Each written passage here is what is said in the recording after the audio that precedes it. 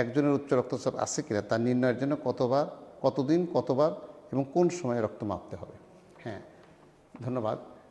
একজন ভদ্রলোকের আমি দেখলাম উচ্চ রক্তচাপ প্রথম ভিজিটে। এর আগে উনি জানতেন না তার উচ্চ রক্তচাপ আছে অথবা নাই, এবং আমি প্রথম রেকর্ডিংয়ে দেখলাম উচ্চ রক্তচাপ বেশি।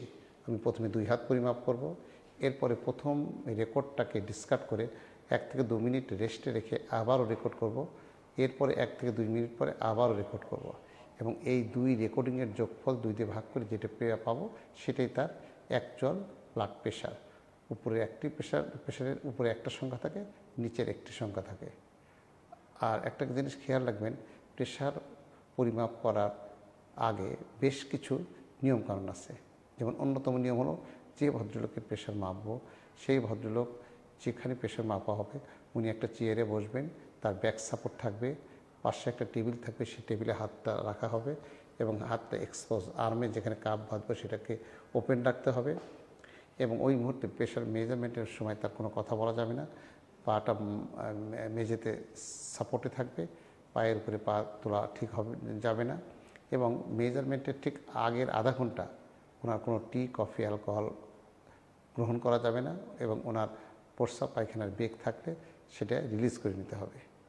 তারপরেও আবার মেজারমেন্টের ঠিক আগের 5 মিনিট তাকে ফিজিক্যালি এবং মেন্টালি রেস্টে থাকতে হবে। তারপর আমরা বিপি রেকর্ড করব, এবং তখন যদি বিপি বেশি পাই তখন আমরা চিন্তা করব তার উচ্চ রক্তচাপ হওয়ার সম্ভাবনা আছে। তখন তার হিস্ট্রি নেব, অন্য কোনো সমস্যা আছে কিনা, কিছু পরীক্ষা করে দেখব অন্য কোনো অর্গানের ক্ষতি হয়েছে কিনা।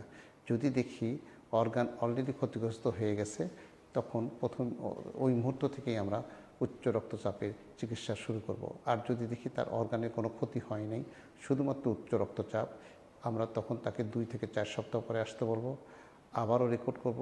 আবারও যদি দেখি বেশি, তখন আমরা 4 থেকে 6 সপ্তাহ পরে আসতে বলবো। এইভাবে আমরা 3 থেকে 6 মাস পর্যন্ত ওয়েট করব। তবে এখানে একটি কথা, আমরা এই সময়টুকু কিন্তু ওষুধ দেব না, কিন্তু ওষুধবিহীন যে চিকিৎসা, যেটাকে বলি নন ফার্মাকোলজিক্যাল চিকিৎসা, যেখানে ডায়েট, এক্সারসাইজ খুব গুরুত্বপূর্ণ একটা অংশ, সেগুলো কিন্তু পরামর্শ দেব এবং সেগুলো মেনটেন করে চলবেন। এবং এতে করেও যদি কন্ট্রোল না হয় 6 মাসেও, তখন আমরা এর পাশাপাশি ওষুধ দিয়ে চিকিৎসা শুরু করব।